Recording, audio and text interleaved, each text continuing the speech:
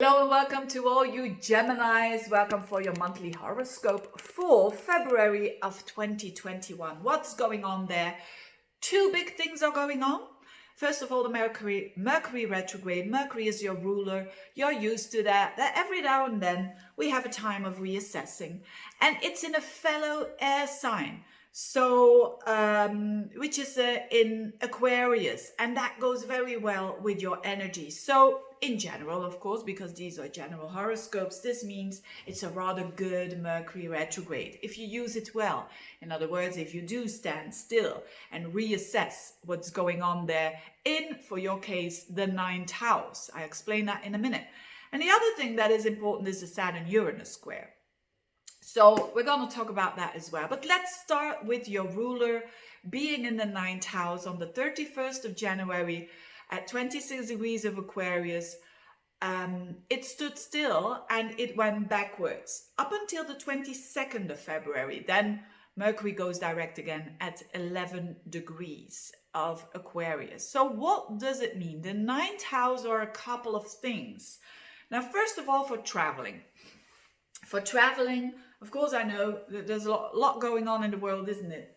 But for traveling, be aware that you have to take into account delays and all of that, and shifts of planning because of if you are traveling during that period of time, with the Mercury going backwards and forwards in that ninth house of travel to faraway places, right? This is not about your day-to-day travel, your day-to-day routines that you do and the going to work with your car. That's not that. It's really traveling far away. And so that's one thing. But for a lot of people, because there is like a traffic jam in your ninth house, at a certain moment, it's like 6 planets that are going to be there in Aquarius in your ninth house. And it's not only Saturn and Jupiter who are there. I talked about that last month. So Saturn is about rules and restrictions. Jupiter is about expansion. But now it's also Venus and Mercury that are going to join the club, and the Sun. So all together with Jupiter. So there is a lot of positive energy there in that ninth house.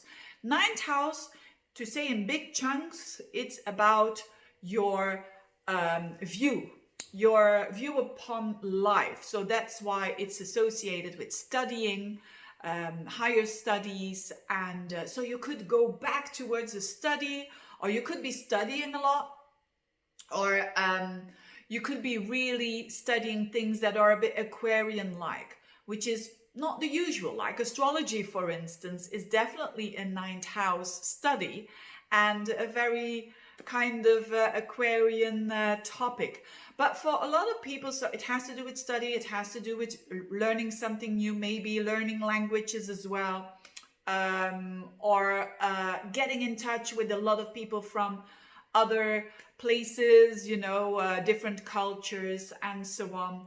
Also on a personal level, love level, it could mean that you meet someone from abroad or that is connected to a different background. So for those of you who are single, there's definitely possibility here to connect with someone, maybe through the internet or through travel, or through studies, when you are studying something, you meet someone new. Or you meet someone that you already know, but that becomes a bit more than just a study mate, so to speak.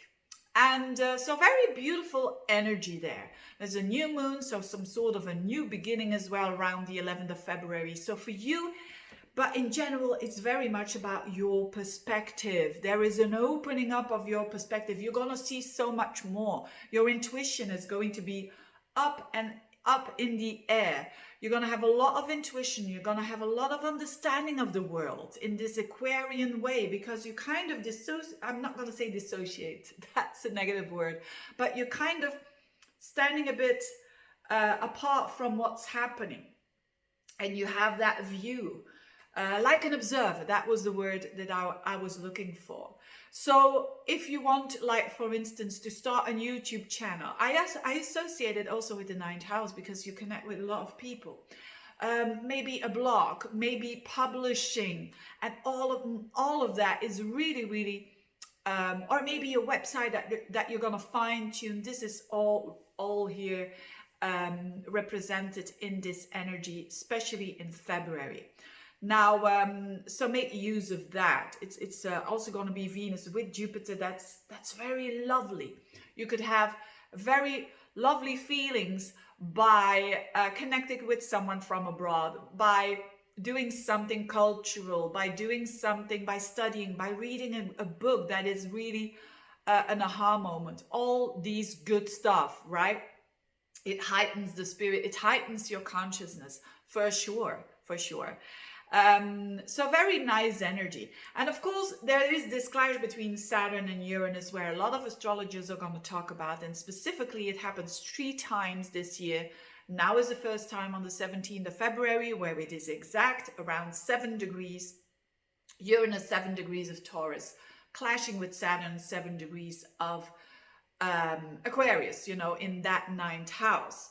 And that happens again in June, happens again at other degrees, and also in December. What is this all about? This is, you could say, stressful energy, yes, but it's one of my favorite aspects. Why? Because when that happens, Uranus clashing with Saturn, it means one of the biggest changes that people kind of experience when it is happening in key areas of their life. So for you, it's not happening in key areas of your life. So it means that for you, it's less important, right? Of course, these are general horoscopes, but you could have planets around 7 degrees of Taurus or around 7 degrees of Aquarius, or even a point that is important in your chart, like an ascendant or a midheaven, then it's going to be super important for you. But these general horoscopes for the Gemini in general, don't really let yourself make your head crazy with all of these, you know, monthly horoscopes and whatnot. We are all doing our best as astrologers, but the thing is, these are general. These are not tailor-made. So remember that when you're watching these videos. So what does it mean, the clash between Saturn and Uranus? It means the clash between the old and the new. The clash between, I want to get out of a rut, which is Uranus, and for you, that being out of a rut is in your 12th house of the unconscious, of the subconscious, so to speak, and the things that you want to escape through every now and then. And it clashes with Saturn. Saturn is a planet that wants to say, same old, we're going to put some rules in here, we're going to have some discipline, we keep on going with the old way. So this is the clash. But ultimately, who's going to win? Saturn or Uranus, right? Who's going to win? Now, in astrology, it's my perspective, right? So you don't have to take this if it doesn't resonate. But my perspective, that is based on experience of working with a lot of clients, of course, your own life, but mostly with a lot of clients when they have a Saturn-Uranus aspect going on in their chart. It's all about Uranus, because Uranus is further away than Saturn, and Uranus has more power in that respect. Of course, these planets don't do anything with us. It's a reflection, but it's a sign of change. There needs to be something that is changed. In your case, this Uranus of change is in your 12th house. It's not the biggest important house of the chart, but it's in your unconscious. It's like the blind spots that you have. The Uranus wants to change there, and that's fine. But Saturn clashes with it. And the only thing that is happening here is the change will come, whether we like it or not, because Uranus has stronger power, you could say, over Saturn. But it will go slow. That's the trick. When Saturn clashes with Uranus, people are forced towards new things, but they are also doing this in a pace that is slower. That's the whole thing about Uranus and Saturn. That you can talk hours about it, but it's very simple. It's change, yes, but slow. It's change, yes, but with little small steps. And that's what the universe wants us to do. And how you're going to react on that depends on your own individual chart. So if you are a Gemini, that is a true Gemini, I don't want to say a true Gemini, but I mean specifically a Gemini is more about, it's a positive air sign, so it's about, it loves change. So you could go for the Uranus energy.